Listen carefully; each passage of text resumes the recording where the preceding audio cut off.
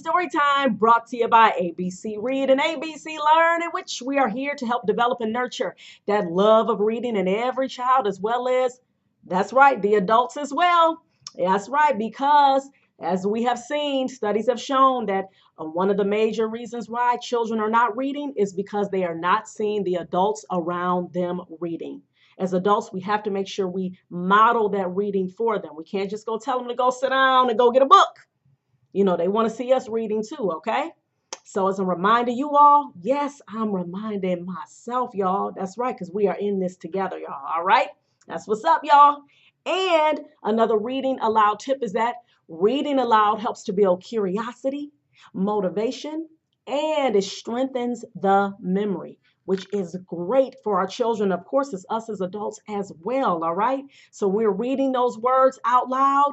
We are helping to get the kids into asking questions about different things, right? That they never would have thought about before, okay? And also helping them to develop that motivation to even want to read. And it's helping to strengthen the memory, all right? Because studies again have shown that when you are saying these words out loud, yes, it can help you to remember better, all right? So that's what's up, y'all. So let's get started with our book for today. I'm so excited. Oh my goodness. Oh, y'all just do not know. I was like so pumped to get this book, right? Oh my gosh, I borrowed it from my children's school library. I said, oh my gosh, I said, I gotta get this book and read it to y'all. I am like so pumped. But guess what I'm gonna do? Because I love like cliffhangers and stuff, right? That's like pretty cool. I'm not gonna read the whole book. I'm gonna read halfway through, okay? So you guys can come back for more, wanting more, right? Like, oh my gosh, what happened? How does this story end? Oh my goodness. Well, the title of this book is Malcolm Little, excuse me, the boy who grew up to become Malcolm X. And it is written by his lovely daughter, Ilyasah Shabazz. And the illustrator, awesome, y'all, A.G. Ford. You guys see this cover? I mean, really? The bomb, okay? This cover is dope, all right? It is like all of that, okay? And then some, okay? Awesome. And look, oh, wow, awesome, awesome. Well, Malcolm X, before he became Malcolm X, he was Malcolm Little. And I am just like so happy to see that his daughter decided to write this book about her father and showing his foundation, showing that the man that we remember as Malcolm X, that strong man that is revered around the globe, that he had a foundation of love and hope, self-reliance that was put into him by his mother and his father.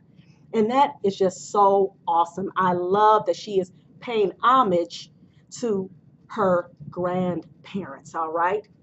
So let's dig into this awesome book.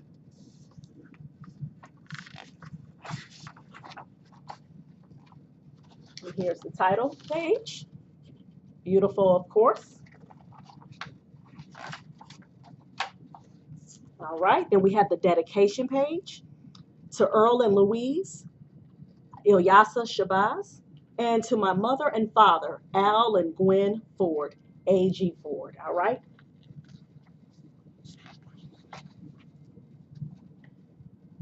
Malcolm X was one of the most influential men in American history. But before he became Malcolm X, he was Malcolm Little. Malcolm was born on May 19, 1925 in the small Midwestern town of Omaha, Nebraska. He was born into a tight-knit family with parents who not only encouraged his natural curiosity as a boy, but also taught him lessons about discipline, fortitude, and self-determination. Malcolm's father was Earl Little, but there was nothing little about him. Papa Earl was a strong, broad, and towering man. His smooth, dark skin was as beautiful as the midnight sky. His voice resounded like gentle thunder whenever he spoke. His protection and guidance stretched up and around his family like the great live oak trees in his home state of Georgia. Malcolm's mother was Louise Norton. Louise was born in the island country of Grenada, West Indies.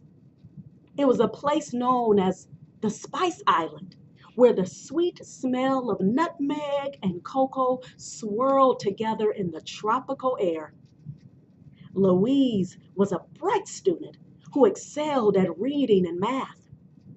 She began asking questions at an early age about the mistreatment of people of color in her hometown.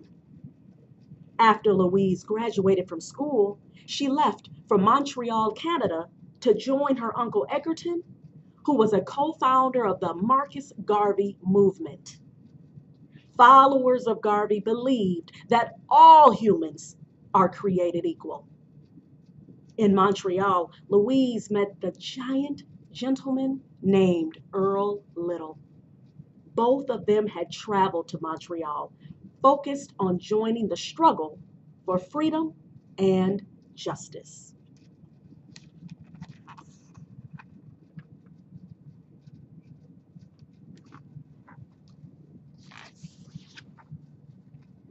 Earl and Louise were soon married. The happy couple moved to the rural Midwest and soon became the parents of 7 children: Wilfred, Hilda, Filbert, Malcolm, Reginald, Yvonne, and Wesley. Earl and Louise cherished their family and instilled in their children values of faith in God and self love, of honesty and integrity, and of brotherhood and equality. The little children were happy and romped endlessly around the little home and land in Omaha, Nebraska. Malcolm was the middle child, and, well, Malcolm was different. He was full of questions, a natural leader, and a fun loving prankster. And along with his brothers and sisters, he was always up to something.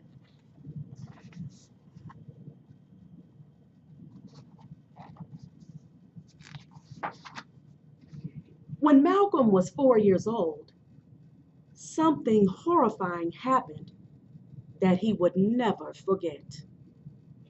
One night, while the little family was sound asleep and the percussive hiss hum of the cricket's song whistled quietly in the darkness, the loud crackle of a blazing fire awakened them. Terror clutched Malcolm's heart as he realized the blaze was consuming their home. Fortunately, Malcolm and his family escaped the raging inferno, and they watched in disbelief as their beloved home burned to the ground. They would later learn that the flames had been set by townspeople who disagreed with their family's beliefs about universal equality and justice. The fire was a sad sign of ignorance and intolerance.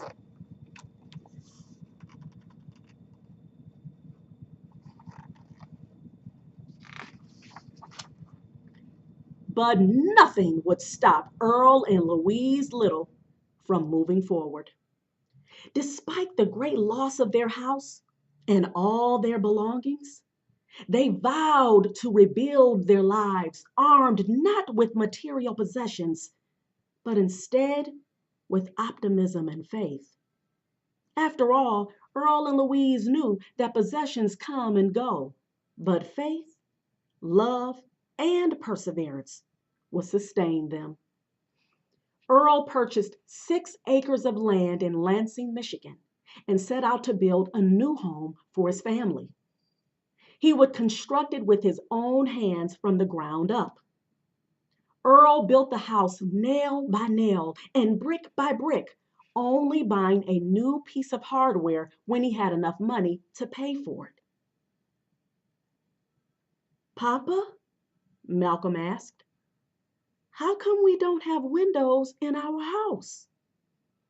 Earl answered with total confidence, "Son, when we can afford the glass, our frames will be filled." He leaned over to look squarely into Malcolm's eyes. All good things begin with a fundamental structure. From that moment on, whenever Malcolm felt the wind blow through those empty window frames, instead of wondering when the glass would come, he would think of his father's unstoppable optimism and faith.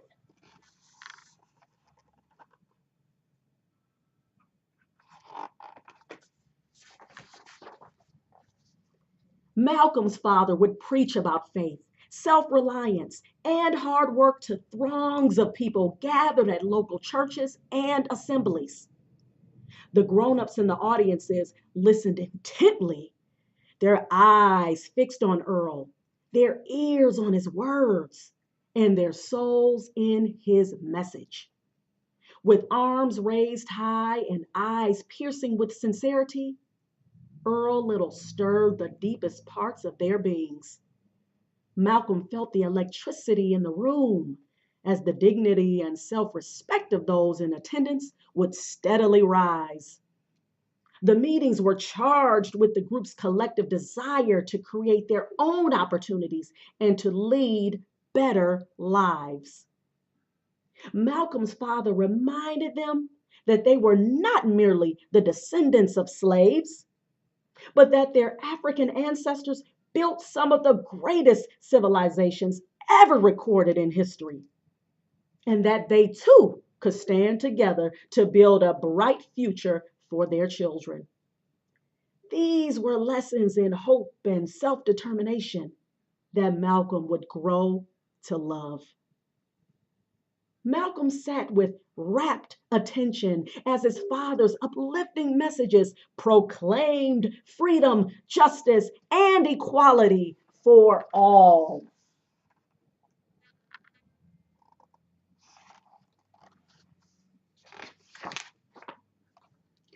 And just as Malcolm found inspiration from his father's speeches at church, he learned some unexpected lessons from his mother's garden at home. For Malcolm, the enchanted garden of Louise Norton Little was an entire world of its own, where even the most sluggish of ladybugs and the fastest scurrying ants were all equally treated like esteemed and welcomed guests at a family Sunday brunch. Here, savvy spiders busily crocheted their delicate webs along the foliage, allowing the strong Midwestern sunshine to cast pretty patterned shadows on the soft earth below. Geraniums dotted the field in the distance with peppy pops of pink and purple, as the crisp blue sky and lush green field connected somewhere far out in the horizon. In this sacred garden, beetles hustled about like harried businessmen on their way to important meetings, while snails lolled leisurely as if they were on some kind of half speed permanent vacation. Here, Louise taught her children to love every living creature equally, large or small, pretty or ugly, busy or still, fast or slow, insect or plant. The garden was a testament to true and unconditional brotherhood from the earth on up to the sky, a daily lesson in acceptance and equality. Each living creature had a story, had a purpose, a reason for being, and a beauty of its own. Through the majestic trees in the garden, Malcolm would also learn about the importance of roots, nature's anchors, the base of every living creature. And through the outspread wings of the chirping birds above, he began to see the power of possibility.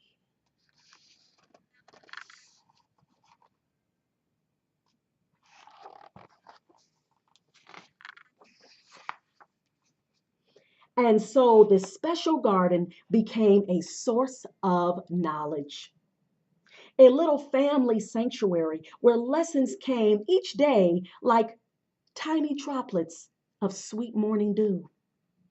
Because Louise knew that the best way to teach a child was to give him or her a chance. She gave each of her children their very own little plot of land in the garden, where they would take care of their designated areas like proud and professional mini farmers. Malcolm and his siblings learned to plant, water, trim, till, and harvest the crops, which in turn planted the seeds for hard work and their sense of self reliance.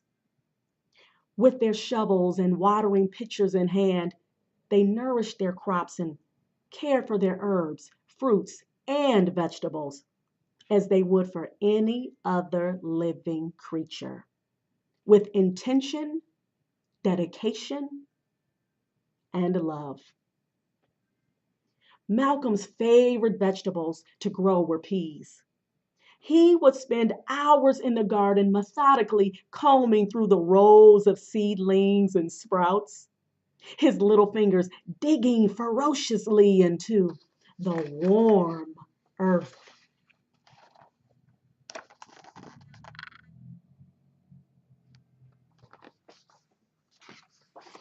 Into the warm earth, making sure there were no earthworms squirming around down there. When his mother later served the fresh peas at the dinner table, Malcolm would flash a great big gratified smile. On one summer day, as Malcolm tended to his lot in the garden, out of nowhere a small flurry of color swept right through the air. As he stood up to wipe the August sweat from his forehead, Malcolm saw the colossal insect. It was every color of the rainbow, and it flew right by his cheek as if to give him the tiniest kiss. Malcolm had never seen anything so pretty.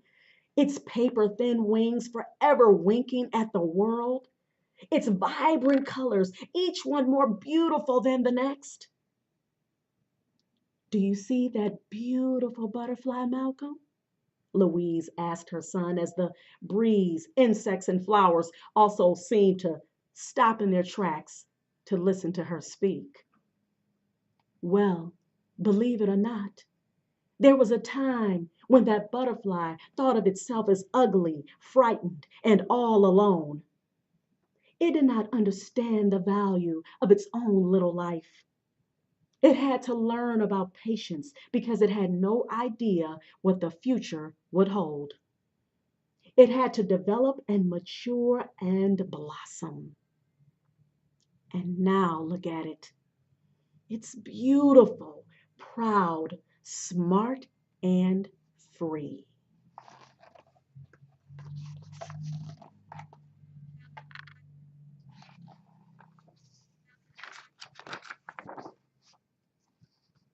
Louise always found the time to instill lessons of good morals and values, even while she was ironing, washing, cooking, and fussing over all seven of her children.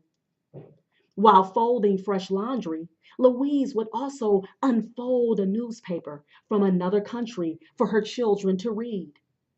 A window into the world and a way to connect with the rest of humanity, brothers and sisters all across the globe. Even though the children went to school, she knew that the best education they would receive would begin at home. And that information was one of the greatest gifts she could give to them. She could bake biscuits while discussing philosophy, sweeping the floor while reciting poetry, and teach math while pruning the garden. With one hand, she would tend to the linens, and in the other hand, she would hold an open book And Malcolm and his siblings would listen on as she enthusiastically taught them one of the alphabets of the 5 different languages that she spoke fluently. Malcolm especially loved the sounds of the letters in French and hearing the elegant intonation of this sumptuous language, words that to him always sounded like they were somehow dressed up. But most of all, these lessons in language taught young Malcolm that there was a whole wide world far beyond his noisy chickens and green peas.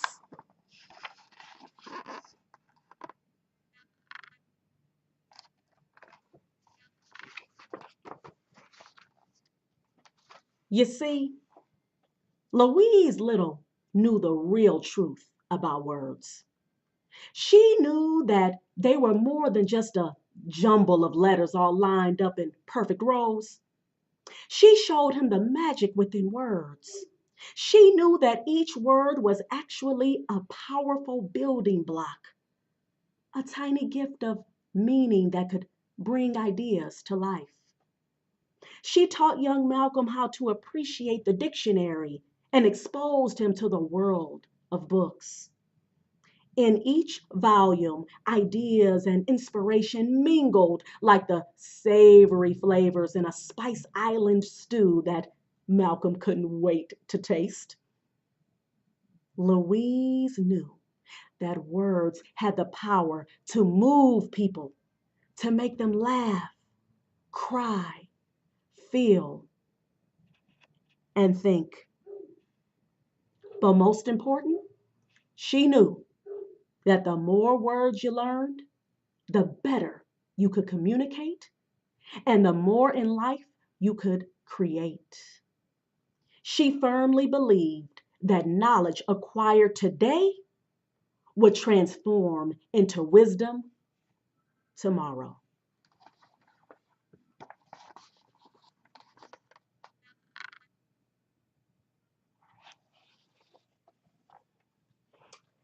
All right, everybody. I hope that you all have enjoyed that first half of the book.